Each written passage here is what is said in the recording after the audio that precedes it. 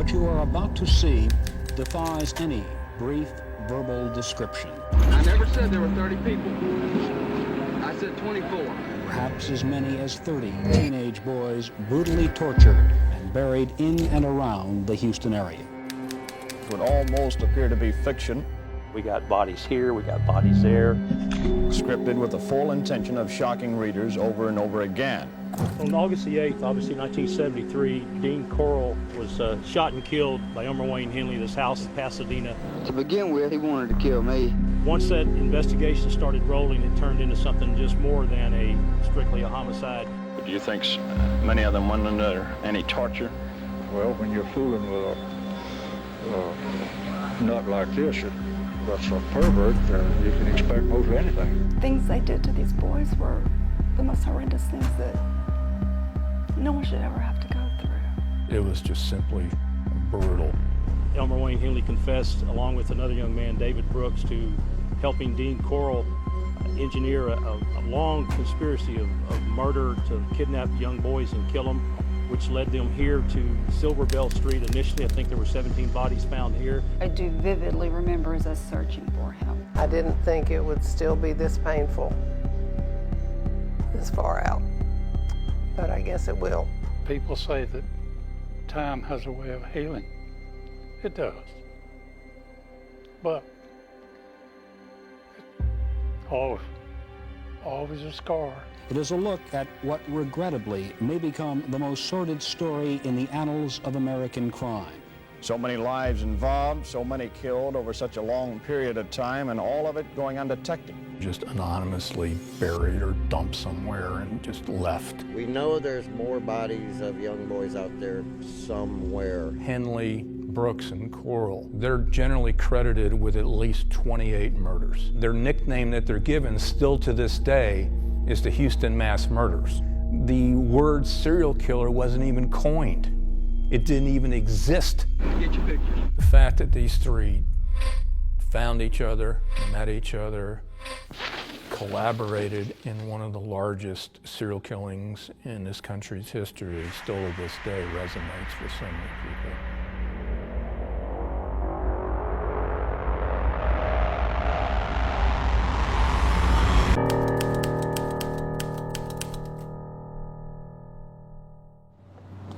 It's been nearly 50 years since Dean Corll, with help at times from David Brooks and Elmer Wayne Henley, carried out one of the worst serial killings in history. Nearly 30 victims, boys and young men ages 13 to 20. Many people involved in the case have since passed away. Some have even taken their own lives due to the weight of the gruesome crimes. Many loved ones have also died, still wondering why their son or brother was taken away in such a horrific manner. Only one set of parents is still alive today, the mother and father of the last victim, the first to be found. We lived in a very tight-knit neighborhood. I mean, we knew all the families on both sides of the street. It was August 1973. Richard Nixon was president, The Exorcist was big at the box office, and on the southeast side of Houston, life was seemingly safe and slow. It was very normal to be outside and, James Stanton Dramala, the oldest child of Elaine and James Dramala. We went to church every week. We, tried to bring them up the best we could, and he was just a good kid. Wanted to get a little more out of his Friday night with a bike ride in search of returnable bottles. He was going to this 7-Eleven store, bowling alley, all these neighborhood places trying to muster up enough bottles to turn them in to make more money to take his girlfriend out. It was a noble endeavor, and the last Friday with his family.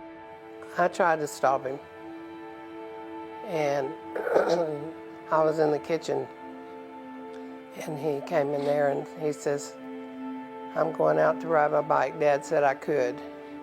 I said, "Stanton, don't go." I said, "It's already getting dark. You don't need to be out there by yourself." We went on family bike rides after dark, all four of us together. but I didn't want him to go by himself. And he was tall for his age. He was 5'9". And he patted me on top of the head and he said, "Don't worry, Mom, I won't be gone but just a little bit." And then he didn't come back.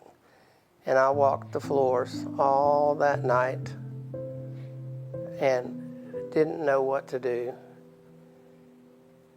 And he never heard from him again. This is the last photo we had of him, 13. Stanton was 13, a student at DD Middle School and a good kid. I tell people we're very Mayberry because we were. You know, Mom would stay at home. My dad was a college teacher and dinner on the table by 6 every night, you know, that kind of thing. This was before his hair got long.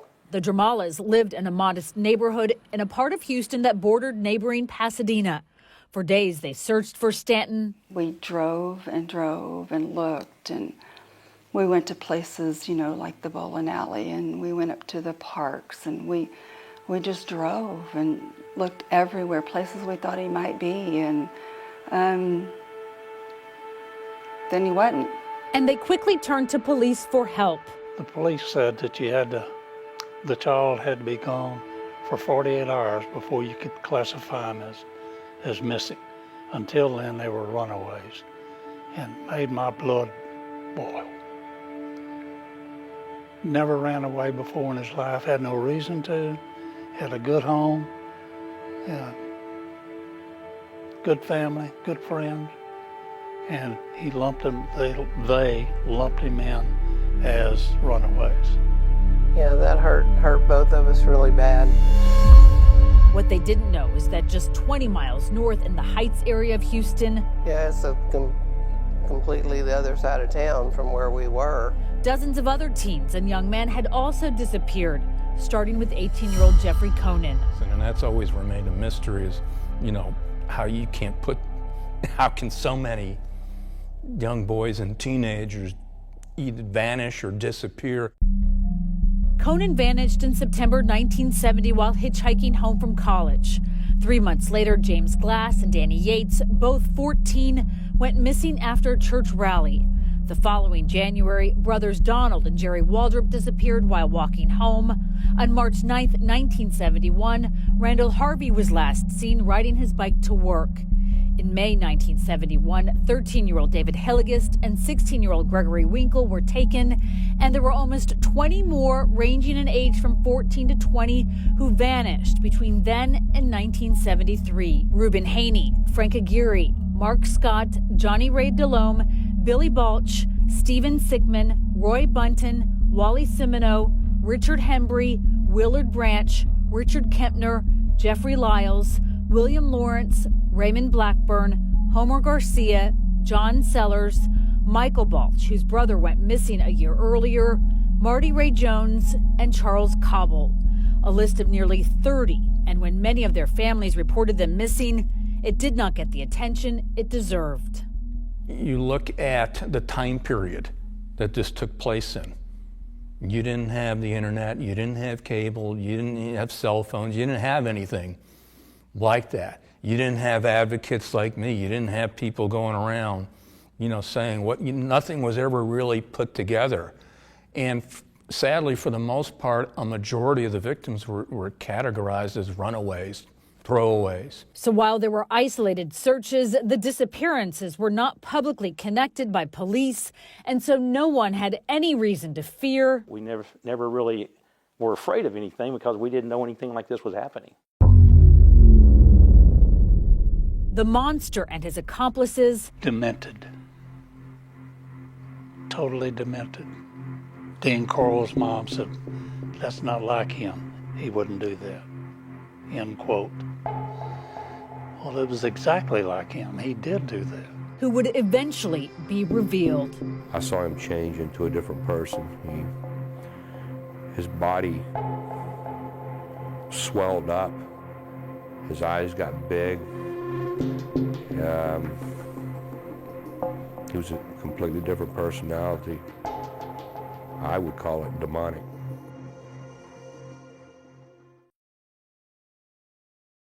When you're fooling with a nut like this, that's a pervert, you can expect most anything. Or they use instruments and a rack and so forth for their sex acts. Good evening.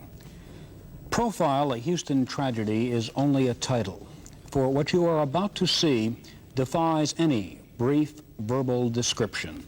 It is a look at what regrettably may become the most sordid story in the annals of American crime. Perhaps as many as 30 teenage boys brutally tortured, murdered, and buried in and around the Houston area.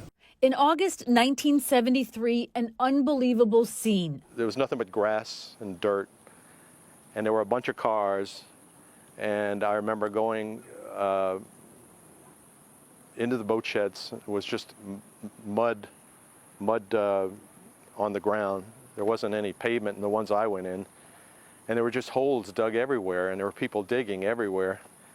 And it was getting dark when they were still pulling bodies out, and they were pulling, half bodies out and whole bodies out, and it was just a dark, scary feeling at that point, at night when it was getting nighttime, wondering how long this was going to go on, how many they would find.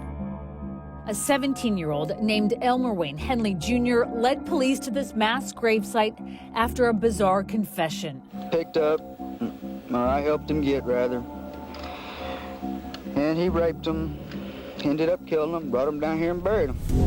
Dean Arnold Corll, shy and serious as a child, a sadistic murderous mastermind as an adult. He used his mother's candy business to endear himself to the neighborhood children. Dean Corll was given the candy because he gave out candy to the neighborhood, and he had a candy shop. In the mid-1960s, Corll Candy Company sat across the street from Helms Elementary in the Heights area of Houston. Corll's mother started the business. He carried it on, only leaving for a 10-month stint in the United States Army. He was honorably discharged in June 1965. There was no reputation. It wasn't like he never got in trouble before. Corll was born in Indiana and moved with his parents to Texas. By his late 20s, working for the candy company, he earned the nickname Candyman. Sometimes we'd walk over there and just stand there, and he would give us some of the pralines. And in 1967, befriended 12-year-old David Owen Brooks, a sixth grader whose parents were divorced. Their relationship turned sexual. Brooks spent more and more time with Corll, and Corll enlisted him to bring him teenage boys. In return, he paid Brooks in cash and with a Corvette. He was a strange guy. He gave David a Corvette, and David was riding around in his Corvette, and everybody was wondering, why did David get a Corvette? By 1971, Brooks introduced Corll to Henley, likely an intended victim. Instead, Henley was deemed useful, and Corll decided he could also help procure boys. Meantime, the disappearances mounted. Many of the teens were friends with Brooks and/or Henley. Victim David Hilligist was Henley's neighbor. The answer was right under our nose, so to speak, and we didn't recognize it. We never in any way thought Wayne did anything, because he was such a polite, nice boy. We knew him as a kid, and surely seemed like such a compassionate person that I felt he always offered his sympathy, always asked about David, and even helped us distribute some of our reward posters. By summer 1973, Corll was living at 2020 Lamar Drive in Pasadena. And I'd see him in the backyard drinking some iced tea or something, and he'd wave to me. I'd wave at him, but I didn't think anything of it, Henley, then 17, invited Tim Curley to drink and sniff paint fumes with them. They picked up Henley's friend, Rhonda Williams, along the way. Neither of them talked about that night for decades until these interviews. I've survived it one day at a time and looked at it as it's just one day in 55 years of my life. It wasn't the most pleasant, but it was a day in my life. And I have two choices: either accept it and move on, or kill myself. Physically and mentally, it's taken my life from me. Rhonda did not want her face to be shown. Tim remembered her vividly. I remember her as the most beautiful woman or girl that I've ever seen. She was stunning. He was a survivor of what would soon be exposed as a years-long killing spree. He walked out of 2020 Lamar after being tied naked to a torture board inside, rescued just moments before being sexually tortured and likely killed. If someone ties you to a board, the odds are pretty good you're not gonna walk out of there. Corll was furious that Henley had brought a girl to the house, but he was still focused on Tim. It was the 20-year-old that he wanted that night. Corll had told Henley he wanted Curly. He singled him out. In other words, he placed his order, and Henley delivered. The three teenagers, Wayne, Tim, and Rhonda, all passed out after smoking and drinking, and when they woke up, it was to Corll's violence. He started kicking me and, said, "Wake up, bitch." And he said that a few times to me and called me names, and he'd be kicking at my ribs and all. And anger. It was a commanding voice. I didn't even open my eyes. It was a commanding voice saying, "Put your hands behind your back. Roll over and put your hands behind your back." And I said, "Oh, goodness. Going to jail." So I just put my hands behind my back. I thought it was the police. It was worse. Corll was preparing to torture him. Picked me up like a baby and took me into a back bedroom that had a thick plastic covering the whole floor.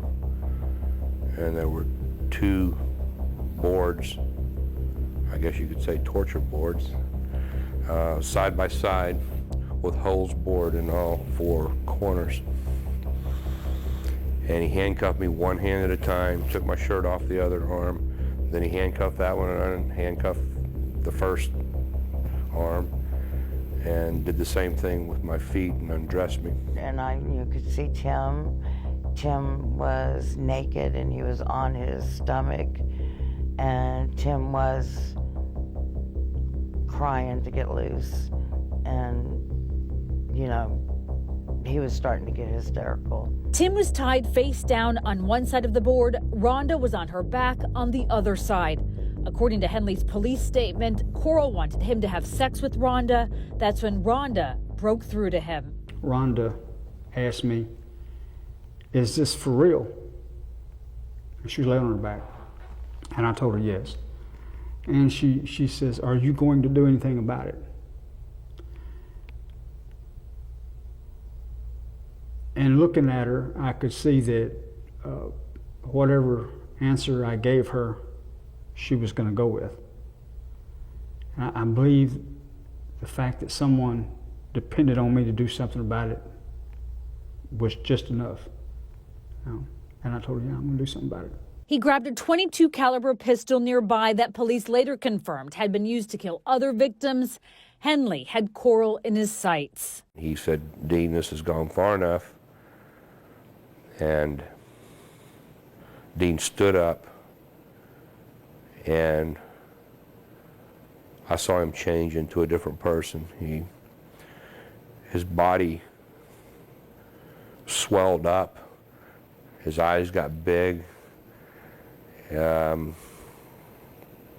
was a completely different personality. I would call it demonic. And he raised his arms like a bear charging and rushed Wayne, saying, "Kill me, Wayne, kill me." And I truly believe he didn't think Wayne would do it. He emptied the gun at him.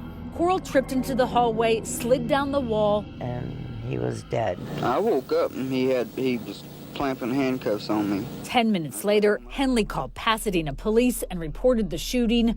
Only he and David Brooks knew it would get worse. Now, David Brooks is another person who has been named. Now, what role did he play in all of this?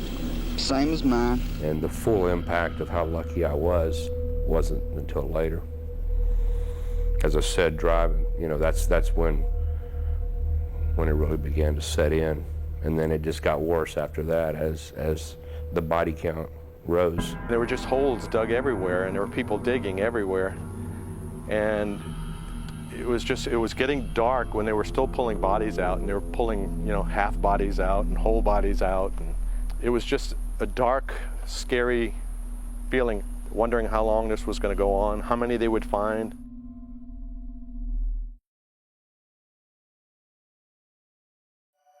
I was hollering at him. Tim was hollering at him. After the chaos of the deadly shooting at the house at 2020 Lamar, He emptied the gun at him. a confession no one saw coming. He had told me there were bodies there, but you don't expect to find that many bodies. In police custody, 17-year-old Elmer Wayne Henley said he shot 33-year-old Dean Corll in self-defense and that he killed several boys as well. In his sworn police affidavit, he said he had known Corll for 2 to 3 years and that he and David Brooks found him boys to torture, rape, and kill. Some of the victims were their friends, and Corll paid them up to $200 for each one. Henley also said he could show them where they were buried. I was a kid. I was only 18 years old, and I don't think I was really ready to see something like that. Bob Jackson was just starting out in TV news when he got the assignment that took him to Southwest Boat Storage on Silverbill. Henley was there with police showing them where some of Corll's victims had been buried. It was there that Henley made his first phone call to his mother in custody. Elmer Wayne Henley spoke those words that I don't think anybody will ever forget. Mama, I killed Dean. Mama, I killed Dean. Detective David Milliken was the lead on the case. We went inside and you could see some of the dirt was bounded up in one place. It was kind of dried and cracked, so we started scooping it away and we found the first victim. In all, the bodies of 17 boys and young men were unearthed here in varying states of decay. Many had been wrapped in plastic, they had been shot or strangled, they died horrible deaths. It was just simply brutal. It was not an easy death. It was agonizingly and painful, and it took a long time, and then they were just anonymously buried or dumped somewhere. David Brooks turned himself in the next day, and Henley opened up even more. For the next 4 days, Brooks and Henley accompanied police to the beach at High Island, where they found 5 bodies. A 6th was found in 1983, and to the woods at Lake Sam Rayburn, where they found 4 victims. He started to tell me, first off, that there were more bodies, not only in that boat stall, but there were some on High Island and some up close to Lake Sam Rayburn. And then I said, give me some names, give me the names that you know. So he started telling me, we got this boy and we shot him, or we got that boy and we strangled him. And he remembered names and how they were killed. How would you classify this series of crimes? Just like I said a while ago, a hell of a sadistic type of a clown that'd pull something like this. Local news crews had incredible access. Back then, there was no police tape. We could go wherever we wanted. We were right there. I was right next to a grave site, looking down. To this day, I try not to think about it. It bothers me, something that gruesome you don't want to share with other people. Brooks denied his involvement in the torture and murders, but admitted to being present during some of them. Henley confessed to participating in as many as 9 killings. They would lure the victims with a ruse or the promise of getting high. Corll would use instruments and equipment to torture and kill them. At nearly 30 victims, it was the worst case of serial murder in the United States. Houston Police Chief Herman. Police were criticized for missing patterns. There was no pattern in these runaways at all. There's just as many runaways in other areas of the city as there are in the Heights. For instance, in 1972, in the Heights area, we've recorded 187 reported runaways, which is no higher than some other areas of the city. I'm sorry that I decided to leave. The victims were often classified as runaways, and sometimes their parents or friends would get phone calls or letters. Hope you understand, but I had to go. They had him write a ransom note to us. To fool them. Stanton Dramala was the first victim found at the boat shed. They could have acted more expeditiously than call him a runaway. It seemed like there was, at that time, should have been more slots that you could have put the guys in. Runaways, stolen, lost, murdered. There's a lot of categories they could have been put in, but instead they only had 2, runaway or missing. That was hurtful. Oh, yeah. Yeah. Because we knew it wasn't either one. Wasn't a runaway, wasn't lost. He knew exactly where he was supposed to be. It just was not fair to him or the family, all of them. Not just our family, but all the families. For the Dramalas and dozens of other victims' families, ahead were trials and what they described as constant pestering from the justice system. Just put him in there and leave him. And from Elmer Wayne Henley himself. If I have guilt feelings, they're not for public consumption. I don't need the public to forgive me.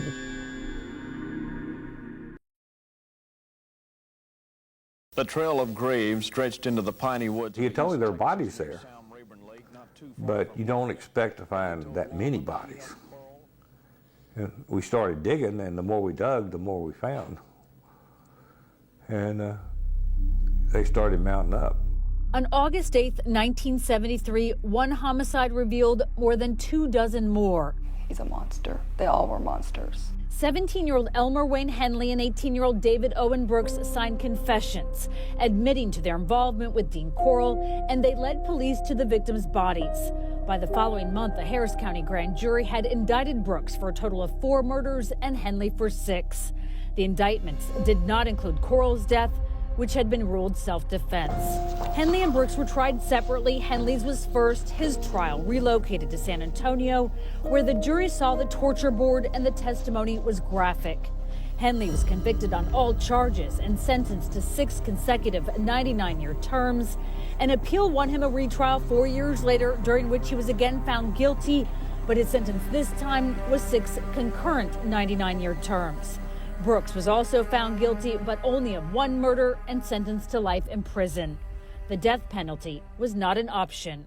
That was that little window gap that you had where the U.S. Supreme Court ruled the death penalty unconstitutional. So you couldn't even seek the death sentence, whom obviously, if you support the death penalty, this is why we would have a death penalty, is for someone who's responsible for the death of 28 young boys. Tried to portray itself as a victim. The Dramalas participated in Henley's trial and were glad to get it over with.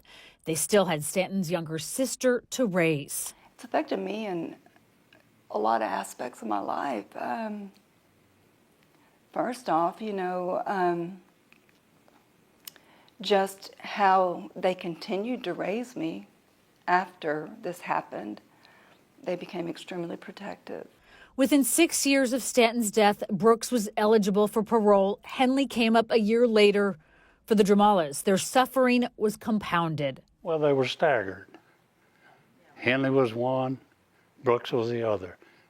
And when we got through with Brooks, we had to fight for Henley. Got through with Henley, Brooks was coming back. So we lived this nightmare over and over. Sort of like a bad film.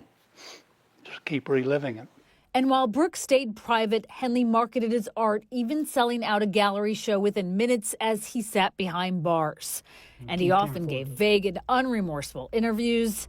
This is him. You can't change the past.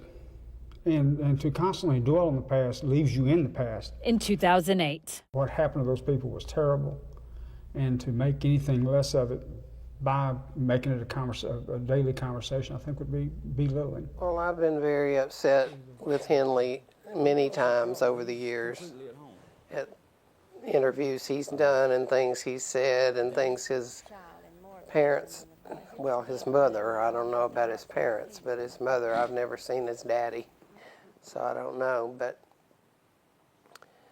he, and him trying to sell his art.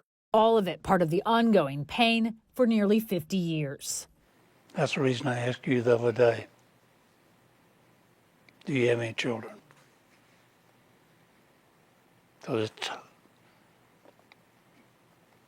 it's tough. It's tough to bury a child. It's supposed to be the other way around. They're supposed to be burying you So, it's tough. The Dramalas learned that their son, 13-year-old Stanton, who was riding his bike in search of returnable bottles back in 1973, was likely lured with the promise of more bottles. He was trying to earn enough money to take his girlfriend to the movies. His parents are not sure how long Stanton lived or whether he suffered, and they've never driven by the boat storage or 2020 Lamar. They don't want their good memories of their blonde-haired boy infected. We never did that. And this within a half a mile where we're sitting right now. I could almost throw a stone and hit it.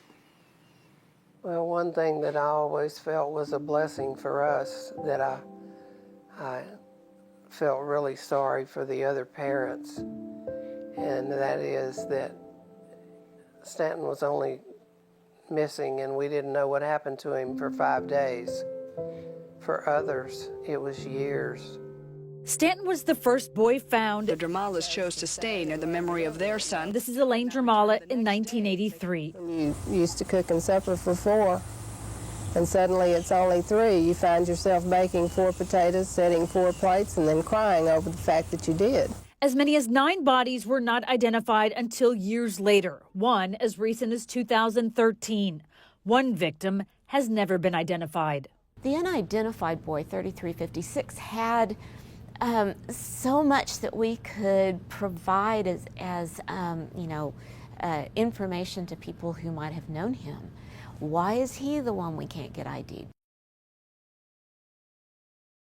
Well, it's kind of sloppy, but a whole different time. The recovery of the victims' bodies at 4500 Silver Bell in Houston in 1973 looked starkly different from the orderly crime scenes of today.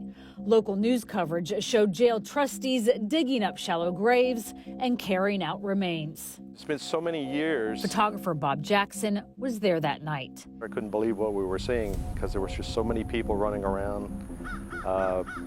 Police, inmates, families of people working here. There was a whole lot to take in. And in the end, there were 3 locations: the boat storage, the beach at High Island, and a property almost 3 hours away near Lake Sam Rayburn. The majority of bodies were identified in the months after they were found, but as many as 9 were not. Forensic anthropologist Dr. Sharon Derrick was hired in 2006 at what was then the Harris County Medical Examiner's Office to help clear unidentified cases, and she started with 3 from 1973. These 3, 3349, 3356, and 3378, were in boxes rather than in body bags and on trays in that large room. And the boxes said 1973 mass murders on them. Derrick was in high school in 1973 and remembered the headlines. It was so horrible, it just like locked in my mind. In 2008, she identified 3349 as Randall Lee Harvey, a Heights teenager who went missing in March 1971. Derrick found an old message from a 16-year-old girl who suspected her brother was a victim, which put her on the right trail. There was a name, just a first name on there, but I was able to eventually, after a lot of computer work, figure out who she was, and then I had to find her in current day. Was able to find her through her name being in an obituary for someone else. She was related to that person. And it just went on, and finally I found her, and she also had a sister, and they both submitted DNA specimens. 9 months later, the results were in, and Derrick delivered the news. It's like it just happened. And they were grateful. They were so kind to me, but they were very, very sad. In 2010, 3378 was identified as 15-year-old Michael Anthony Balch, who disappeared in July 1973. His brother Billy was also murdered by Corll a year earlier. For decades, their family thought the 2 sets of remains buried here at this Houston cemetery belonged to the brothers until an exhumation in early 2011 proved them wrong. Then Dr. Derrick used new science to analyze old bones to right a wrong. There is a family out there who never knew what happened to their teenage son, brother. And they, all these years, I'm sure they are still wondering. And so hopefully we'll be able to learn who this individual is and give that family an answer. And later that year, after DNA analysis, the misidentified remains were identified as belonging to 19-year-old Roy Eugene Bunton, who was last seen in August 1972. These boys are just a part of my life now. In 2013, Derek identified 17-year-old Donnie Falcon. She has since left Harris County and is now teaching at Texas A&M Corpus Christi. There is still an unidentified victim. Does that tug at you?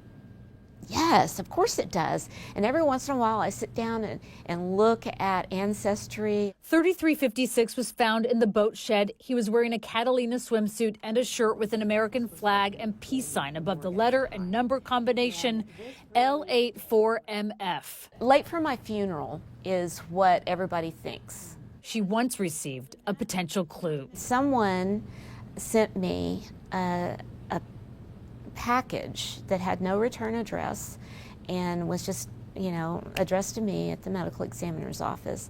And inside there were several photos of this boy in compromising positions. And so I cropped them and put them out there. The note in the envelope said, "This boy is Bobby French, and David Brooks killed him 15 minutes after these photos were taken." Derek never got any tips. She now thinks Bobby French was not his real name. She is still hopeful. The right person will know who that person is, and we can actually close this case, and that would be marvelous. But just as that search continues, we got a lot of work to do. A new one begins. It's a cold case, and but we know there's more victims out there.